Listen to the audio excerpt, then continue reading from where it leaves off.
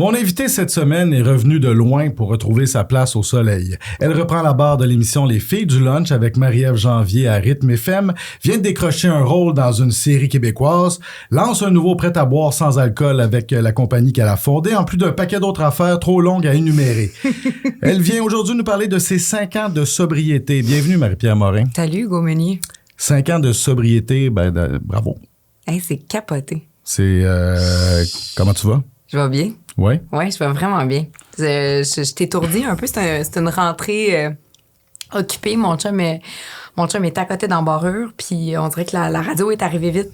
On dirait que j'ai pas vu l'été. On est en réno. Je te parlais de ça avant de commencer le segment. On est en train de faire une bigénération avec mes beaux-parents.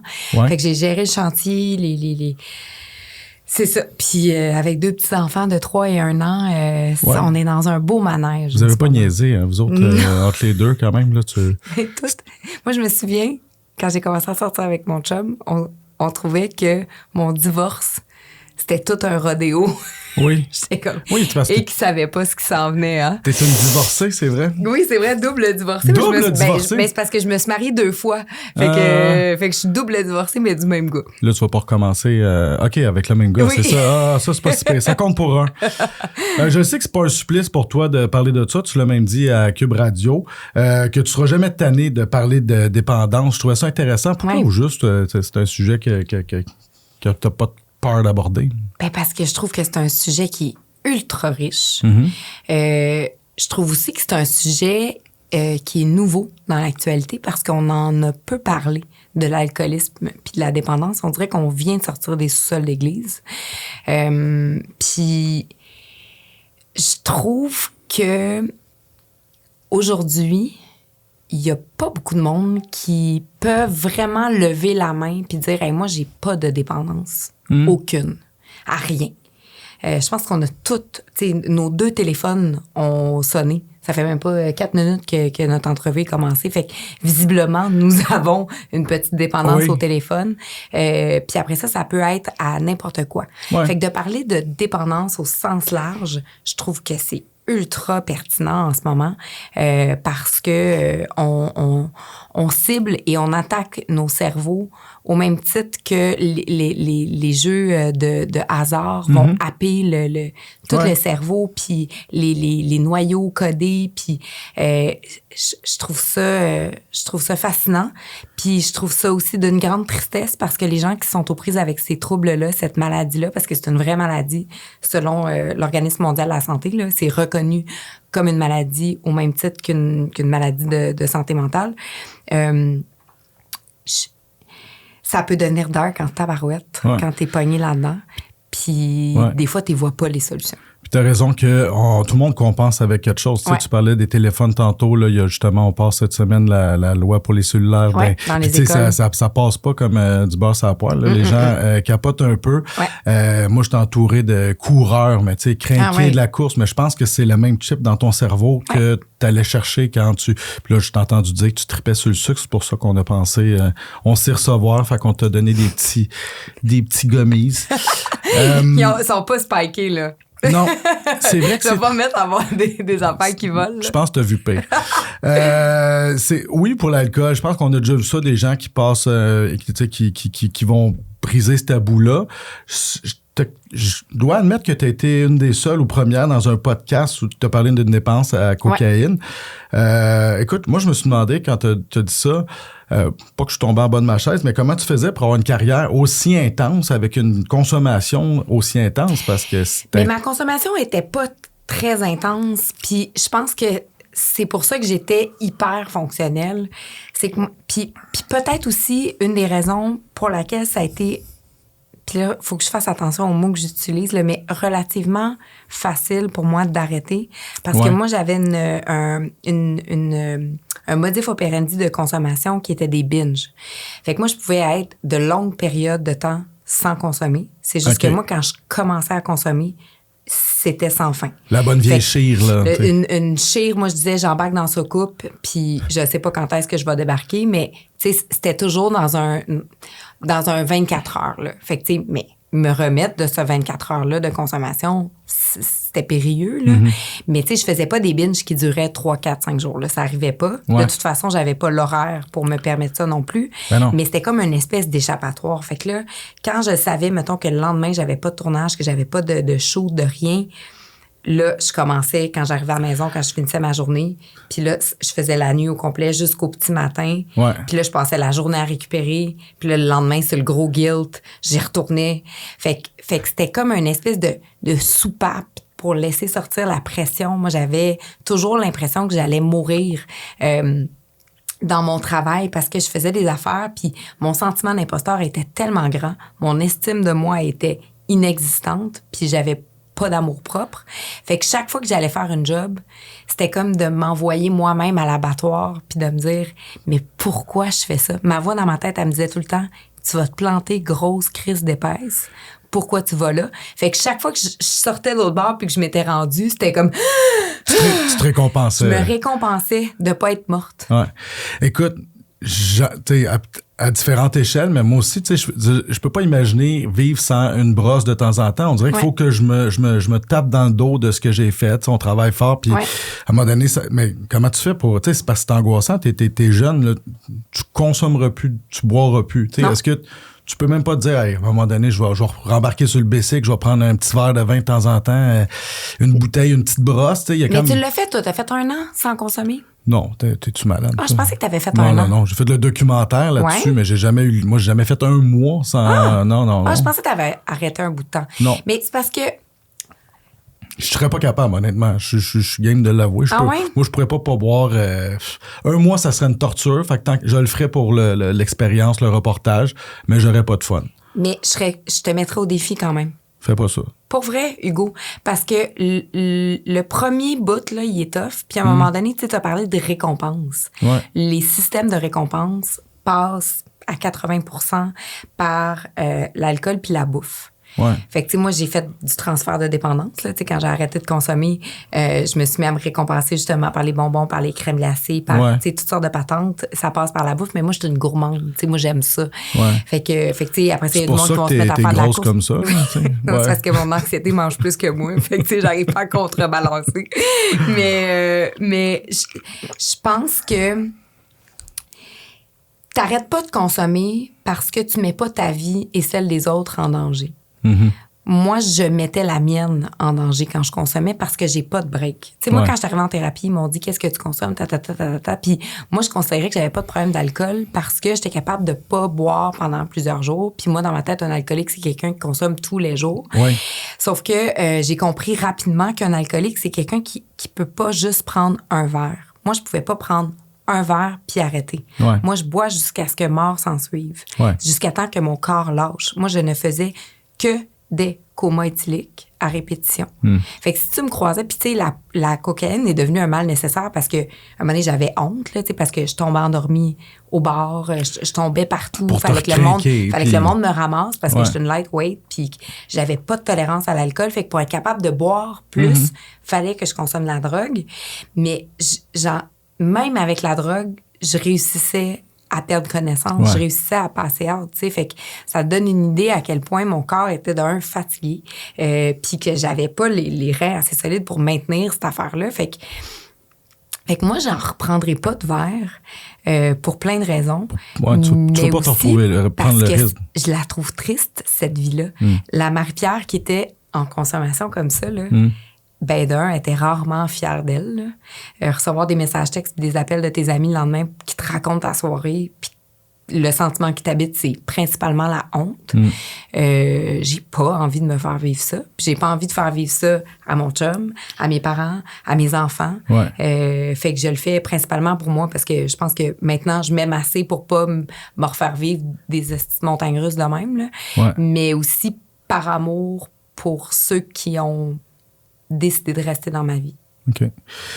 Qu'est-ce que le fait de ne plus consommer t'a amené que tu aurais sûrement passé à côté de ça? Tu sais, toi, si tu continuais, tu ratais. Là, les enfants, je le devine, la famille, mais je veux dire... C'est tout un processus parce que Tu sais, quand t'arrives dans une fraternité puis que tu vas en thérapie, là, ils disent, OK, tu sais, la consommation, la substance, là, c'est 15 % de ton problème, 85 % c'est les comportements. Ça, tu le comprends, là, c'est facile. Mais moi, dans mon cas, j'étais toujours malheureuse. Puis quand j'ai arrêté de consommer, tu sais, il me parlait des substances, il me disait, qu'est-ce que tu prends, qu'est-ce que tu consommes, tout ça. Puis à un moment donné, j'étais comme là, arrêtez-moi ça, là. Je suis pas venue ici pour ça, là. Je suis venue ici pour arrêter de souffrir. Je suis venue ici pour arrêter d'avoir un trou à l'intérieur de moi là, que j'essaie de remplir par toutes les façons, avec du travail, avec des likes sur Instagram, avec de la coke, avec de l'alcool, avec tout ce que je peux trouver du magasinage en ligne. Je vais-tu réussir un jour à m'autosuffire? Si tu me dis que ça passe par arrêter de consommer, je vais commencer avec ça. Mais le gros, là, ça a été tout le travail que j'ai fait en thérapie. Puis la récompense, c'est qu'aujourd'hui, même si je me trouve encore dure envers moi-même, puis que j'arrive pas souvent à me donner des petites tapes dans le dos, je suis quand même capable de considérer que j'ai une valeur. Chose que j'étais pas capable de faire avant. J'étais juste une vidange dans ma tête. Fait que je pense qu'aujourd'hui, j'ai une meilleure vision de la femme que je suis. En entrevue à Marie-Ève Tremblay récemment, tu disais, t'as pas vu les 5 dernières années, pantoute. Tu as dit, je te cite, tu t'es reconstruite de façon saine durant ce laps de temps-là avec ton chum, tes enfants. T'expliques que c'est la souffrance qui t'a donné envie d'arrêter de consommer. Honnêtement, de mon point de vue, ou du point de vue de pas mal de monde, t'avais l'air d'avoir la meilleure vie sur la planète Terre. Là. Ça avait l'air d'être cool d'être Marie-Pierre Morin avant tout ça. Là. Mais le symbole est souvent très mensonger. Tu sais, l'image puis ce qu'on projette. Puis surtout sur les réseaux sociaux, là, parce qu'évidemment, quand ça va pas bien, puis ta vie est tout croche, puis que t'es carencé de tout bord, tout côté, c'est pas ça que tu vas mettre de l'avant, ces réseaux sociaux. Fait que, évidemment que c'est arrivé comme une grande surprise pour bien du monde. Puis le fait de nommer le fait que j'étais en souffrance, même en thérapie, ça a été complexe parce que, mettons, il y a des filles avec qui j'étais qui parlaient de grands traumas, de l'abus, de la violence, des grandes trahisons. Puis moi, j'étais comme, hey, moi, j'ai pas vécu ça. J'ai des parents aimants, j'ai 2 frères extraordinaires. Mais le mal de vivre, là, une souffrance intérieure que t'es pas capable d'identifier puis de nommer, puis ça vient d'où? Qui est pas nécessairement d'un milieu dysfonctionnel. Je suis pas une poquée. Ouais. Mais mais j'étais poquée pareil. Puis après ça, tu fais le chemin puis tu trouves aussi tes grandes blessures. Là. C'est venu d'où, ce trou-là? Là? Ouais. Voyons, je suis pas une intention, j'aime mettre à broyer. Mais aller nommer ça, aller mettre le doigt là-dessus, ça vient d'où?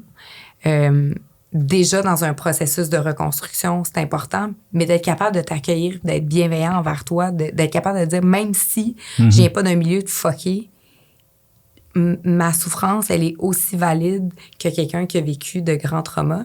Puis, tu sais, après ça, tu sais, moi, mon chemin, il y a plein d'affaires que les gens savent pas sur ma vie privée, puis sur des affaires que j'ai vécues, puis que je vais pas commencer à étaler ici, mais qui ont fait en sorte qu'à un moment donné, à l'intérieur de moi, il y a quelque chose qui s'est fissuré, puis qui a fait en sorte que je n'étais pas capable de m'aimer.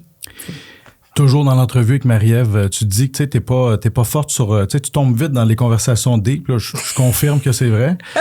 Puis que t'as eu ça le small talk. Je te prends au mot. Oui, la souffrance, mais j'imagine que c'est surtout la dénonciation dont tu as fait l'objet qui a été le wake-up call d'arrêter de consommer aussi, là. Sinon, tu continuais sûrement sur cette belle allée-là. Je pense que j'aurais continué de flyer, mais j'aurais pas été heureuse. Tu sais, j'aurais vécu... Puis en fait, là, tu sais, j'aurais continué de flyer, j'aurais continué d'avoir les mêmes comportements que j'avais, autodestructeurs, puis j'aurais perdu JP, fait que j'aurais pas eu d'enfant. Tu sais, comme, quand tu refais l'histoire, là, moi, l'histoire, je la garde intacte parce que j'en avais besoin d'un wake-up call. Pour être capable de me construire une vie qui avait de l'allure. Il fallait que tu passes par ça pour te rendre là.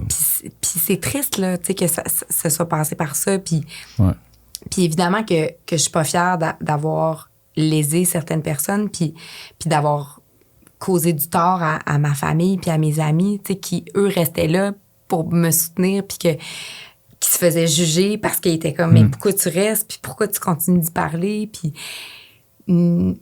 fait que t'essayes aussi de faire honneur à cette affaire-là, tu sais, aux gens qui sont là, qui restent, qui t'aiment, qui continuent de t'aimer. Fait que oui, tu sais, ça a été un passage vraiment rough, mais ô combien nécessaire. Écoute, sans rentrer dans les détails d'une histoire que pas mal tout le monde connaît, tu sais, moi, je me rappelle ce que j'ai fait. Je me rappelle de cette journée-là, le 7 juillet 2020. J'ai vu le message, j'ai fait « Oh, fuck! » Fait que, comment toi, que ton monde s'écroulait, t'as vécu ça? Ben, c'était la journée de ma fête. Fait que j'étais en train de souper. Puis tu réalises pas sur le coup, en fait, ce qui est en train de se passer, tu sais, puis c'est un peu surréel. Je pense que, tu sais, même mon corps a dû se protéger parce que même ton souvenir à toi doit être plus clair que le mien. Parce que moi, tout est flou. J'étais chez Urbania dans la porte.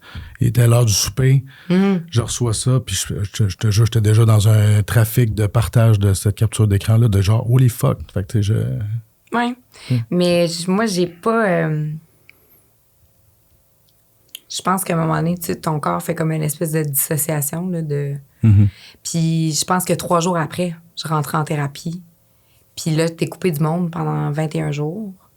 Fait que je pense que c'était la chose à faire.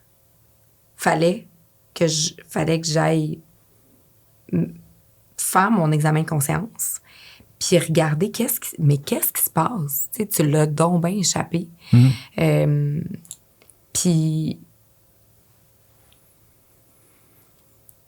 je me rappelle d'arriver à la maison de thérapie, par exemple. Puis de voir, tu sais, le visage des femmes qui sont là, me voir arriver, puis faire comme... Qu'est-ce que tu fais là? Puis intérieurement, la seule chose qui résonne, c'est « t'étais à la bonne place ». À la bonne place. Il y a une voix en dedans de moi qui arrête pas de me dire ça. Puis je regarde chaque visage des femmes qui sont là. On est 8, on est en pleine COVID. Puis je trouve que je leur ressemble. Puis pour la première fois de ma vie, là, Hugo, je te le jure, là, j'ai un sentiment d'appartenance. Moi, j'ai fait 4 écoles en 5 ans au secondaire. Je suis partie chez mes parents, j'avais 12 ans. J'ai jamais eu de gang. J'ai jamais senti que j'appartenais à une gang. J'ai toujours été la outsider. Moi, je voulais donc bien faire partie du show business puis de toutes les petites cliques de monde cool. Puis le monde, il me regardait de haut, puis le monde, il me jugeait, puis le monde, il riait de moi dans mon dos. Puis j'ai tout le temps été la rejet. Puis là, j'arrive là, puis je suis comme... Intérieurement, là, j'ai l'impression de rentrer à la maison. Il parlait ton langage. Là, il savait toutes. Ouais. Les femmes racontaient leurs histoires, puis je braillais parce que j'étais comme... C'est ça. Ils nommaient des souffrances que j'arrivais pas à nommer. Ils nommaient des affaires que j'arrivais pas à dire. Ça a été tellement libérateur. Ça a tellement fait de bien. Puis moi, il fallait que j'aille reconstruire quelque chose avec les femmes. Fait que quand on a décidé d'où j'allais aller, la première affaire, j'ai dit, je vais aller dans une maison juste avec des filles. Puis là, ils ont fait, il n'y en a pas 25, là. C'est des maisons de thérapie, premièrement, ça pleut pas. Puis des maisons que pour les femmes, il y en a 2. Il y a la maison Pelado, là où je suis allée, puis il y a Portage. Puis c'était important pour moi parce que pour moi, la femme a toujours été une menace. Quelqu'un qui va me planter un couteau dans le dos, quelqu'un qui va me dénigrer, qui va me juger, c'est pas quelqu'un de confiance. J'étais comme, mais ça aussi, c'est problématique. T'avais à faire la paix avec ça aussi. Fait qu'il fallait que j'aille réparer cette affaire-là. Après avoir arrêté de consommer, t'as amorcé ton chemin vers la sobriété. Chemin hyper médiatisé, je dois dire. À toutes les fois qu'il y avait une apparition publique, médiatique, il y avait un émoi sur les réseaux sociaux. Avec le recul, aurais-tu fait les choses différemment? Ou parce que là, c'était un peu par gradation. Et je me demandais justement, l'aurais-tu fait autrement? Mais il n'y a pas de manuel. Tu sais, pour comment on vit après un événement comme celui-là, comment on revient. Puis, tu sais, moi, j'ai vraiment écouté mon instinct. Il y a des affaires que je trouve que, tu sais, aujourd'hui, si c'était à refaire, je ferais peut-être les choses différemment, mais ça reste que c'est ça mon parcours. Puis, j'ai été vraiment transparente. Puis ça m'a libérée d'un poids. Ça m'a donné un sentiment de liberté que j'avais jamais eu avant. Puis j'en ai parlé beaucoup avec Marie-Ève Janvier récemment. Tu sais, à un moment donné, tu deviens un peu prisonnier, tu sais, du personnage que tu crées. Ouais. Puis à un moment donné, tu viens que tu suffoques. Le masque, là, il est tellement collé là, dans ta face là, que tu as l'impression que tu es devenu ce que tu as créé, mais intérieurement, t'es tellement claustrophobe en dedans de toi là, que faut que ça arrête, faut que ça cesse, il faut que tu réussisses à laisser revenir la personne que t'es profondément, puis de parler de mes enjeux de consommation, d'être transparente et franche sur ce que je consommais, comment je le consommais, pourquoi j'ai décidé d'arrêter. Tout ce chemin-là, ça m'a comme... C'était une façon de revirer le casting de bord aussi de la fille de party, tu sais, j'imagine, mais en quelque sorte. Mais ça allait là, même pas aussi loin que ça. Ouais. Parce que ultimement, là, si tu te dis, hey, je vais aller faire un podcast sur lequel dans lequel je vais parler que je faisais de la cocaïne, ça sonne plus comme un suicide professionnel que comme une grande libération, là. Puis que tu vas te faire accepter grâce à ça, là, t'sais. Fait que moi, dans ma tête, je m'en allais pas dans un chemin de rédemption. Ouais. Je m'en allais juste dans un chemin de je vais faire ça parce que en ce moment, c'est la seule chose qui feel right. T'allais dans un chemin de transparence, puis je pense qu'à l'ère des réseaux sociaux, la transparence est payante.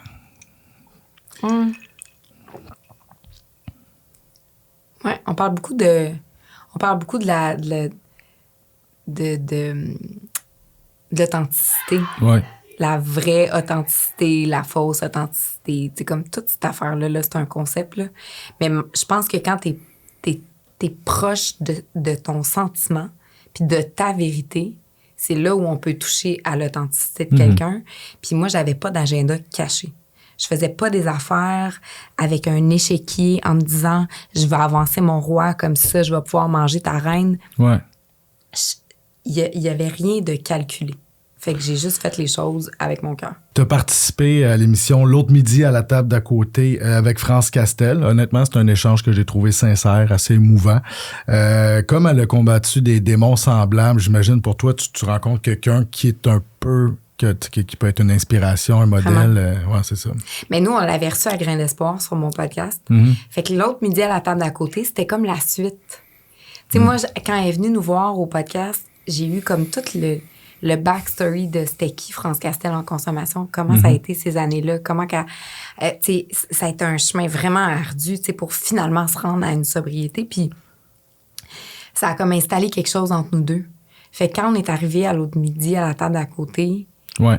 On était comme en je sais pas, il y avait comme un sentiment de confiance qui était déjà installé.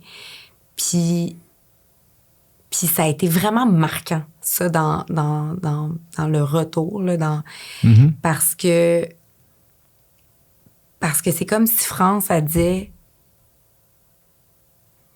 Puis pour tout le monde, pas juste à moi, ça arrive de faire des erreurs.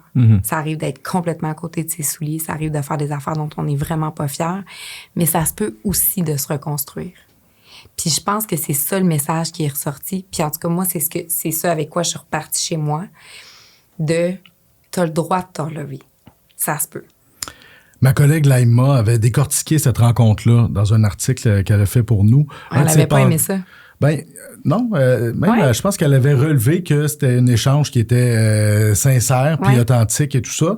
Mais il y a un des passages dans son texte qui m'avait marqué et que j'étais assez un bout où Mme Castel disait que les belles filles payaient souvent plus cher. Et là, je vais citer Laïma. C'est à ce moment de l'épisode où j'ai une pensée tendre et affectueuse pour Safia Nolin qui, depuis l'été 2020, paie très cher le prix de sa dénonciation. Haine disproportionnée, commentaires violents, harcèlement, menaces de mort. Est-ce vraiment les belles filles qui paient le plus cher? Puis, t'en penses quoi de ça? Je pense que c'est deux choses. Tout ce que Laïma dit, c'est vrai que c'était disproportionné. Puis c'est vrai que aucun humain ne mérite toute cette violence-là.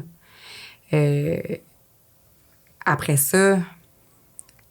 Tu sais, moi, je suis bien mal placée pour dire quoi que ce soit parce que moi, je suis dans mes souliers, mais la face que j'ai, c'est pas moi qui l'ai décidé. Je me suis pas levée un matin en me disant, bon, ben, je vais me faire... Je veux dire, moi, je ne suis que le résultat de mes parents. Là. Fait que tu sais, on peut parler du pretty privilege puis de toute cette affaire-là. Sauf que je trouve que j'ai même pas le droit d'avoir une voix là-dessus parce que je sais même pas quoi dire. Ça t'a jamais tenté, tu sais, de comme juste faire tu sais, à tous les trolls qui assalient constamment à des chroniqueurs qui sont tout le temps sur son dos, de dire Chris, lâchez-la, tu sais, genre. Oui, mais est-ce que j'étais vraiment en position de faire ça? Est-ce que j'étais vraiment en position de prendre sa défense? Je pense que tu as cette influence-là. Je sais pas si elle aurait bien reçu. Peut-être qu'elle aurait fait, veux-tu bien, tu sais, genre, je veux rien savoir de toi, mais je pense que tu as ce pouvoir-là sur les gens. Tu as cette influence-là. C'est de me donner beaucoup de pouvoir, là, premièrement. Puis deuxièmement, moi, de la façon que je l'ai perçu, c'était de rajouter de l'insulte à l'injure, que la personne qui me dénonce, que moi, après ça, j'aille faire l'arbitre, puis dire aux gens, lâchez-la, alors que, évidemment, que mon sentiment, ça a toujours été ça, de dire, hey, les amis, ça n'a pas rapport, là, ce que vous faites, là. C'est de la violence gratuite, il n'y a personne qui mérite de recevoir ça, mais de m'exprimer publiquement, puis de prendre sa défense, je sais, j'étais-tu en droit de faire ça? C'était plus ça, là. Les gens te ramassent aussi. Tu sais, je sais pas si tu vas sur Reddit des fois, mais à toutes les fois que tu vas sur la place publique, tu te fais ramasser. L'entrevue qu'on fait là, je vais sûrement moi aussi me faire ramasser un peu. Tu sais, fait qu'il y a des gens qui t'adorent, mais il y a quand même encore des gens qui te critiquent. Mais j'ai toujours polarisé. Oui. Puis des messages haineux, puis des menaces de mort, puis des messages d'incitation au suicide. J'en ai reçu.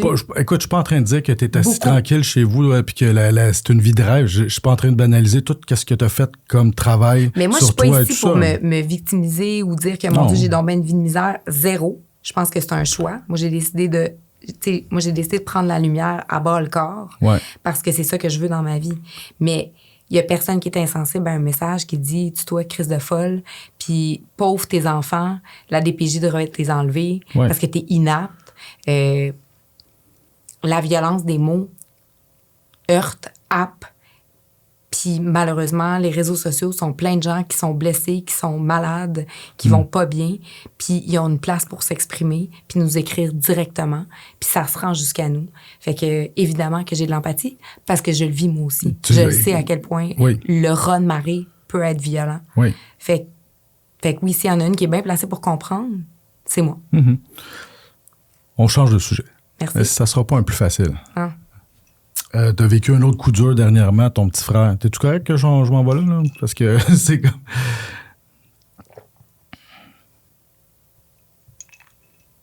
Vas-y. Ton frère s'est enlevé la vie le 9 juillet 2024, 4 jours après la naissance de ton garçon. Mes sympathies, d'abord. Puis moi, j'ai rien vécu de proche de ça. J'ai vécu le suicide de pas mal plus loin. Comment tu vis ça?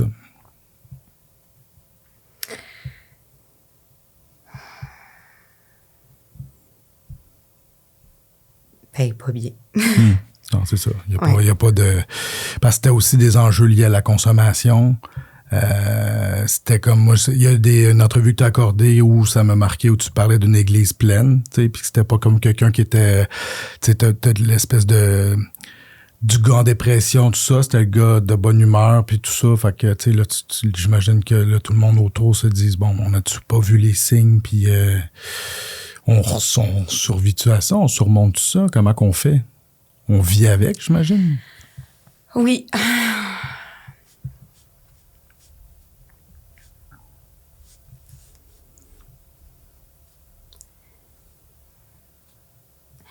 Il faudrait vraiment que je fasse ma job d'aller m'asseoir dans le bureau d'un psychologue pour en parler. Dans ma famille, je suis la seule qui n'a rien fait encore. Parce que pour moi, c'est juste une fatalité. Quand même que j'irais m'asseoir dans le bureau d'un psy pour le pleurer puis dire pourquoi, il n'y a rien qui va me ramener mon frère. Puis je dis toujours la même chose quand je parle de Raphaël, tu sais.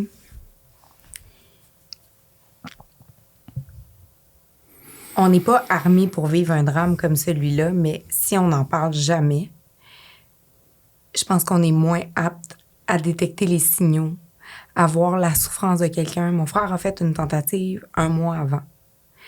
Puis, il a passé la nuit en psychiatrie. Ils l'ont ressorti le lendemain matin avec une prescription de Seroquel. puis une petite tape sur la tête, puis en voulant dire « Retourne chez vous, mon homme. » That's it. That's it. Moi, je pense encore intérieurement que si on l'avait... si on avait pris ça plus au sérieux et non pas comme un appel à l'aide ou une façon détournée de manipuler, parce qu'un dépendant, il y a aussi ça, là, tu sais, quand ils sont acculés au pied du mur, que là, perdent un peu leurs acquis, tu sais, sa relation allait moins bien, moins d'élastique avec tout le monde autour. Ben là, tu fais, est-ce qu'on est dans la manipulation ou est-ce qu'on est vraiment dans la souffrance pure et dure? Mon frère, donc, était dans la souffrance pure et dure. Fait que, faut tendre l'oreille tout le temps, que la personne ait des problèmes de dépendance ou non.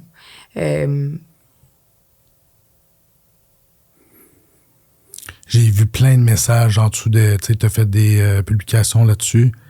Les gens se confient énormément. Tu sais, les gens qui ont vécu ça à toi. Ouais. C'est déjà beaucoup, là, de...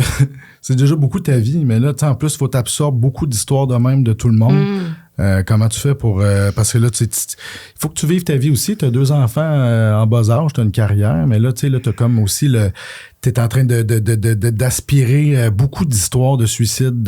Les gens se confient assez spontanément. Mais de consommation. Moi, je reçois des messages. Il n'y a pas une semaine où je ne reçois pas des messages de mon chum va pas bien ou des mamans qui m'écrivent. J'ai perdu le contrôle de ma consommation. Je ne sais plus par quel bout prendre ça. Les gens cherchent des réponses. Les gens veulent des pistes de solutions. Je pense qu'on est très seul. On n'a jamais été aussi connecté et déconnecté à la fois parce qu'on a nos téléphones.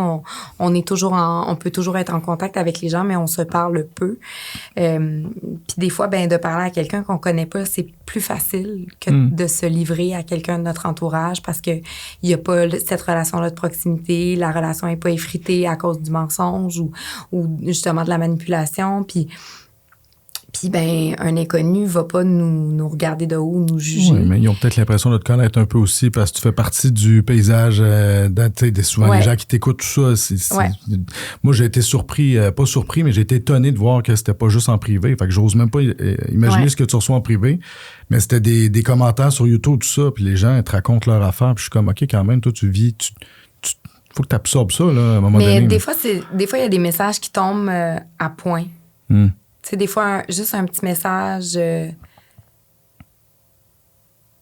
quelqu'un qui est passé par là, que ça fait plus longtemps que moi, tu sais, qui ont perdu un membre de leur famille. Ou des fois, c'est une parole. Des fois, c'est juste qui réconforte, qui fait du bien, qui te donne le courage de continuer, d'avancer, puis de te dire, à un moment donné, ça va s'adoucir, à un moment donné, ça va faire moins mal.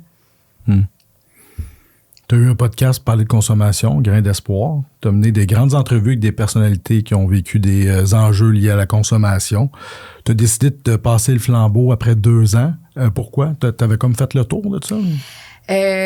Pour plein de raisons, là, mais oui, je pense que, en fait, moi, souvent, quand je conceptualise des projets, j'imagine leur vie sans moi.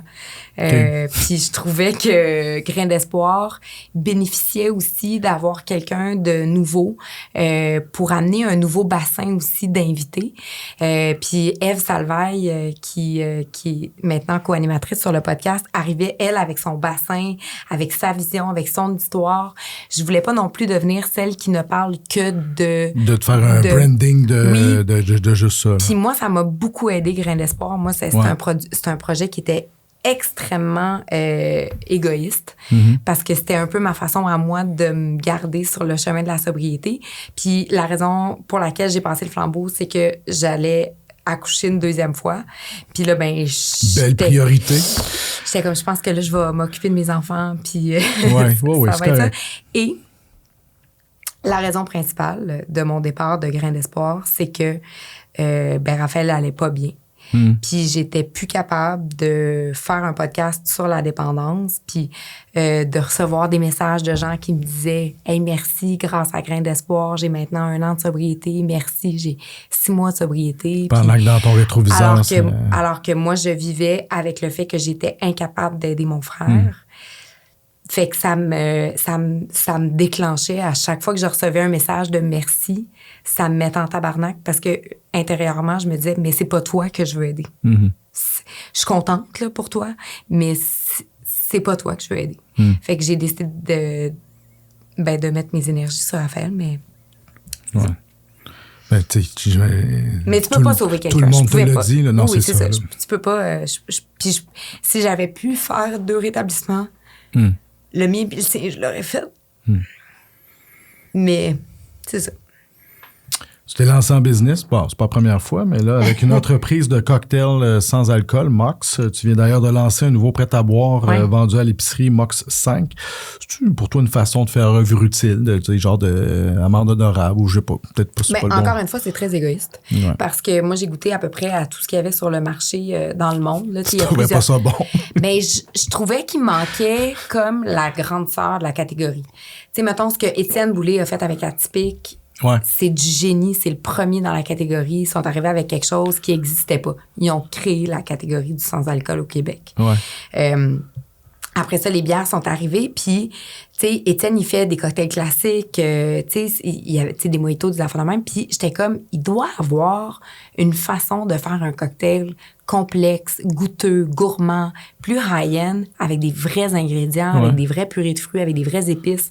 Comme un mixologue est capable de te faire dans un bar, tu sais, parce que quand t'arrives dans un bon resto, là, puis qu'il y en a un bon mixologue, puis qu'il t'en fait un bon mocktail, là, je te jure, t'as même pas soif. Non, c'est ça. Parce que tu le bois, tu vis quelque chose, tu vis une expérience, il y a des parfums, il y a comme une symphonie qui s'organise dans ta bouche, puis là, tu fais comme, yeah, je pue en punition. Ouais, puis ça poigne, le sans-alcool, Puis, on a réussi à le faire. Puis Dominique Touga, nous autres, on est 4 actionnaires dans cette compagnie-là. Puis Dom, tu sais, lui, il a eu des restaurants, c'est un sommelier, c'est un super bartender. Fait qu'il a conceptualisé des recettes où tu fais comme, OK, mais je vis une expérience. Fait que c'était ultra égoïste, encore une fois, parce que moi, je voulais quelque chose à la hauteur de ce que j'avais dans ma tête puis de ce qu'on me sert en restaurant.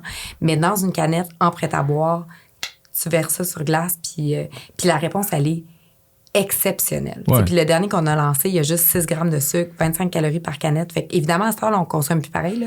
Les gens prennent une canette puis ils font ça. Ouais, là, ils regardent en arrière, combien de sucre, les calories, parfait.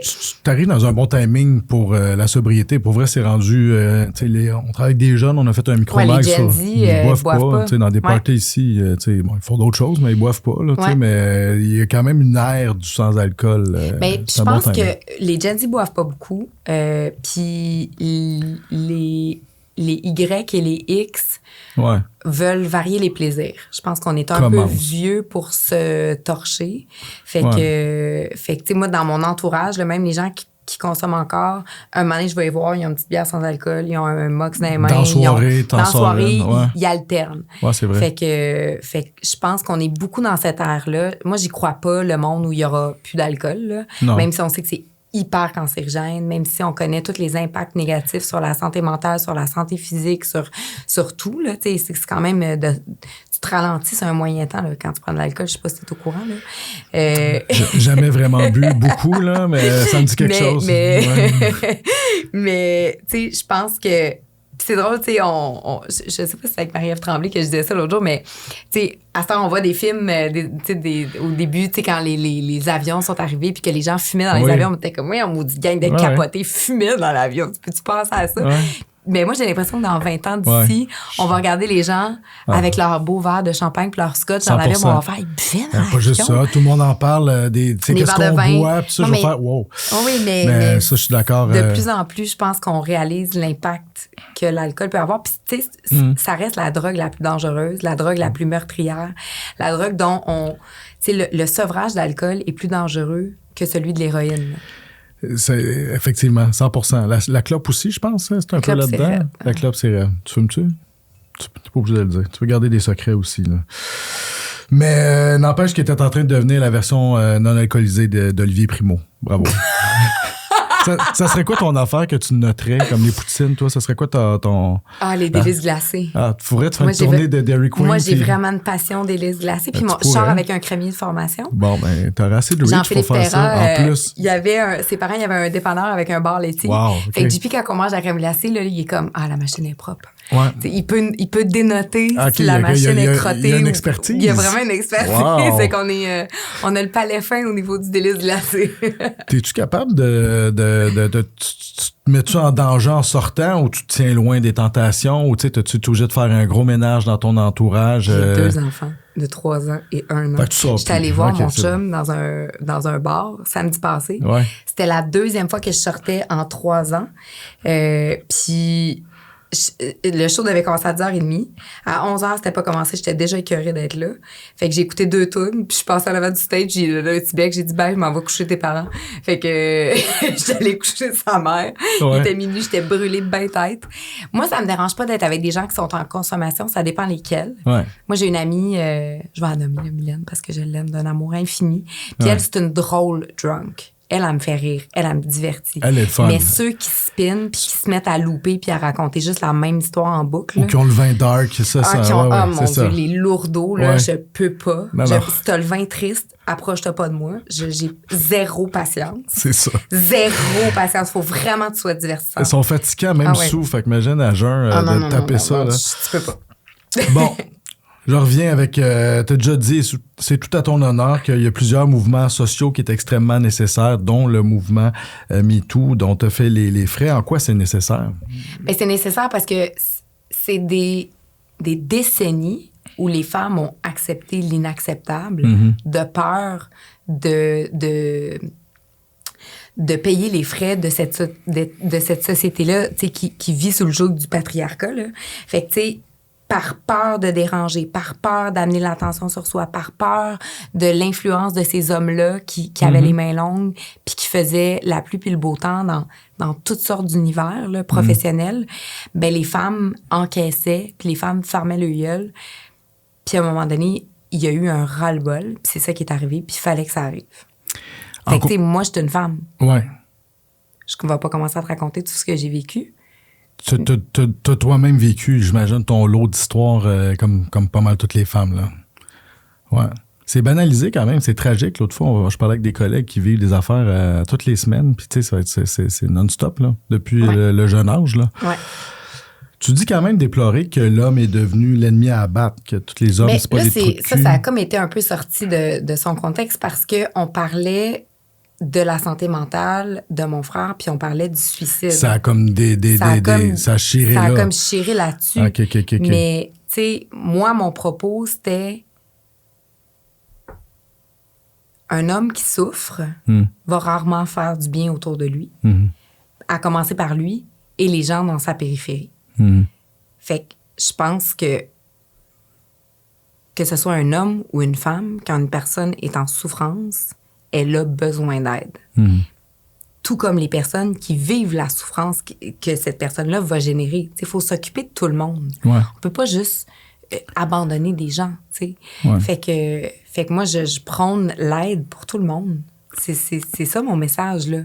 L'oreille attentive, là, c'est pour tout le monde. Est-ce que tout le monde est réhabilitable? Ouf, je me lancerai pas là-dessus. Je suis pas ferrée pour ça. La radio. Ouais. Je peux-tu te lancer là-dessus? Ouais. C'était-tu comme ça? T'es-tu sur ton X ou c'était en attendant tout ça? Ou t'as l'air de triper quand même avec Marie-Ève Janvier? Fait que ça, c'était pas juste un OK, en attendant que tu redécolles, je vais aller faire de la radio. Week-end, t'as quand même fait ton. Oui. T'as fait les matins en week-end pendant un bout de temps? Ton cadran, c'était à 2h15. Parce qu'il fallait que je monte de Granby. 2h15 de Granby. Fait qu'imagine. Pour être écouté par 8 personnes. C'est ça. Ben, il faut que non. Fait que, non, mais c'est pas vrai. Moi, j'ai tout aimé de mon année à week-end. En plus de travailler avec mon ami Pat Langlois, puis avec Vincent Dessureau, c'était une super gang. Puis c'était une belle gang de radio, là, avec Alex Barrette, avec Anne-Marie Wittenshaw. On était vraiment une super équipe. Puis la radio, ça faisait longtemps que je voulais en faire. Mais parce que la télé prenait beaucoup de place, j'y arrivais pas. Mais là, c'est comme si c'est repassé par la radio. Puis moi, je priorise ça parce que, en plus, dans ma vie de maman, c'est parfait. Tu sais, des plateaux là, qui finissent à pas d'heure, des journées de tournage. Tu sais, mon chum, il vient de finir le 47 jours en mi-jour, minuit. Là. Ouais. C'est pas idéal pour un papa. Là. Il le fait parce que c'est son métier, puis parce qu'il est passionné, puis parce qu'il se fait proposer des super projets, puis il est content. Là. Mais si on était les deux à faire des belles séries comme ça, en mi-jour, minuit, à un moment donné, tu fais, c'est qui s'occupe des enfants? Là? Fait que moi, la radio me permet d'être là le matin avec mes enfants, d'aller les chercher à la garderie à 3h30, d'être avec eux pour le dodo, les bains. Je suis une maman qui est là. Puis la radio, ça me permet ça. En plus, tu vis une bromance avec Marie-Ève. Oh my God! Quelle belle rencontre. Quand même, là. Mais, tu sais, il y a plein de raisons qui ont fait en sorte que j'avais envie de me lancer dans cette aventure-là avec Marie-Ève. Mais, tu sais, on a parlé de Raphaël. C'est pas le même concept. C'est pas la même situation du tout de ce qui s'est passé avec Marie-Ève puis avec son frère Louis-Philippe. Mais le deuil de la fratrie, le deuil d'un frère, je pense que ça nous a quand même unis au début. Tu sais, j'arrivais là des fois le matin, là, tout pété. Là, puis elle peut être empathique, elle peut comprendre. Elle comprenait ce que je vivais, là. T'as aussi... on vient d'annoncer que tu te joins à la 2e saison du Retour d'Anna Brodeur. Quel casting, quand même. Macha Limonchik, Marc Messier, Valérie Blais. En quoi c'est Patrick-Emmanuel Abellard, qui est un super acteur avec qui j'avais joué.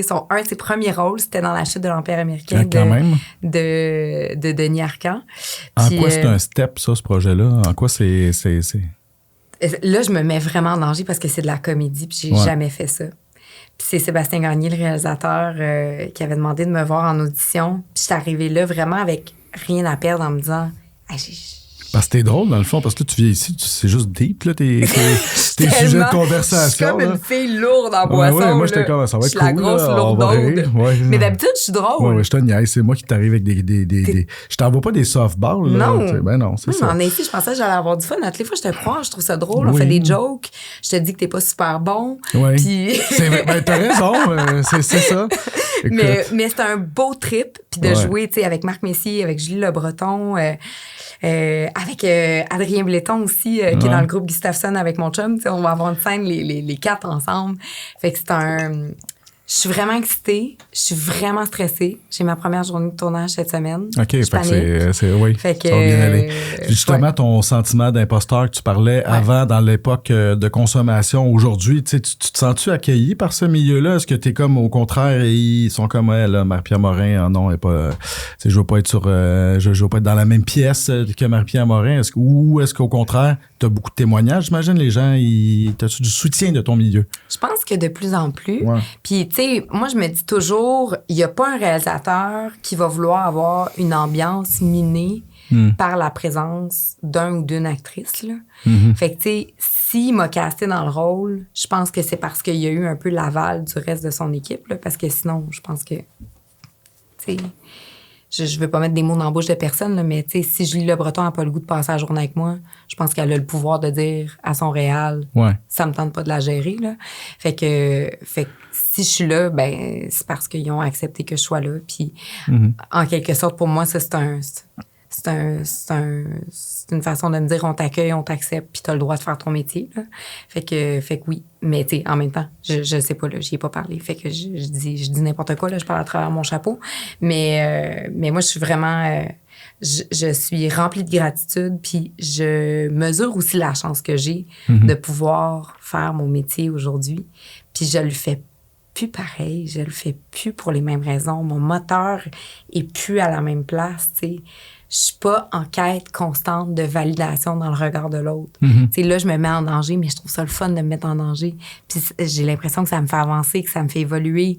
Je trouve que c'est une expérience qui est enrichissante au lieu de me dire « Oh mon Dieu, je vais aller mourir ». Tu sais, je suis plus là-dedans. Je suis dans le fun. Là, je m'en vais essayer quelque chose, je m'en vais triper. Fait que c'est fait dans la bonne humeur, puis c'est sûr que mes petits démons intérieurs, ils travaillent fort, là. Mais c'est à moi aussi à faire comme on est bien. Petite dernière question. Vas-y donc. Qu'est-ce que la Marie-Pierre assise en face de moi dirait à la Marie-Pierre de 2006 qui vient d'avoir la gig à Occupation qui vient d'être engagée comme participante à Occupation Double? Attache ta tuque avec la broche, ça va revoler, là. Avec un petit clin d'œil. Ah, t'es pas prête, là. Je sais pas. Dim down une bit. Arrête de boire. Ouais, je me serais évité un Jésus de rodéo. Mais... C'est une vraie expression, ça? Jésus, tu dis ça pour vrai? Des fois, je dis ça. Ah ouais. Mais moi, je viens d'une famille supra-catho. Le frère de père, il est prêtre. Là. Mon oncle Jean-Guy, que je salue. Ah oui? Ouais. Moi, j'étais allée à l'église toute ma vie. Je pense que j'ai la foi. Peut-être pas en Jésus, là. Mais oui, j'ai certainement... Oui, j'ai la foi. J'ai la foi qu'il y a quelque chose de plus grand que nous. Un peu comme, tu sais, une puissance supérieure. Ouais, c'est ça. Ça, j'y crois, fondamentalement. Mais qu'est-ce que j'y dirais? Va t'asseoir dans le bureau d'un psychologue, ma chérie. Pour vrai. C'est ça que j'y dirais. Va régler tes petites bébites. Va te prendre soin avant de te lancer dans ce monde-là qui est vraiment sans pitié, là. De toute façon, tu es encore jeune, tu n'as même pas 40 ans, mais tu as déjà topé parce que tu as rencontré Eddie Vedder. Pour moi, tu feras jamais rien de... Tu feras jamais rien de mieux que ça, pour vrai. Pour vrai, là, ça c'est le highlight d'une vie. Puis, tu sais, toi, c'est drôle parce que chacun a son affaire. Tu sais, ça s'est tout passé dans la même soirée, mais j'ai rencontré Eddie Vedder le même soir que Chris Martin de Coldplay. Attends, tu savais pas c'était qui Eddie Vedder? Tu jasais avec sa femme? Ça, pour un fan, c'est de l'hérésie, là. Non, mais ça, c'est épouvantable. C'est honteux, cette histoire-là. Là. Tu sais, moi, je jase avec la fille, puis là, je capote sur elle, puis elle est full belle, puis elle me présente son chum, puis moi, je suis zéro intéressée par son chum. Puis finalement, c'est ça, c'est Eddie Vedder, le chanteur de Pearl Jam. Mais moi, je suis tellement gnochonne que je sais pas c'est qui. Sa femme a trippé. Sa femme a trippé parce que c'était pour une fois que quelqu'un, il parlait à elle et pas à son chum. Ouais. Fait qu'elle était comme vraiment cool. Il y avait Chelsea Handler qui était là. C'était surréel. Bref. On va à peu près au même party, je pense. Là. Merci, Marie-Pierre. Je sais pas si j'ai goût de te dire merci. Ouais, tu peux me dire que tu trouves que je ressemble un peu à Bradley Cooper? Non. OK, bon. Dis-moi merci d'abord. Merci.